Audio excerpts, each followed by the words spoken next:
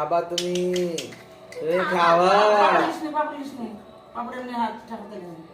না না ওগুলো ওইগুলো খাবে নাকি ও মুখে থাকালেই হবে না না পাপড়ের মশ মেশে তো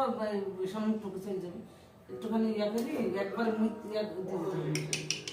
একবার গলায় ঠিক যাবে না হাত একদম এরকম করলে হাত দিয়ে করে এরকম করলে একটা দানা নেই হ্যাঁ একদম গিলে নে কে সেদিন খাচ্ছিল তো সেদিন এরকম মুখে বলেছে হ্যাঁ কি বেজো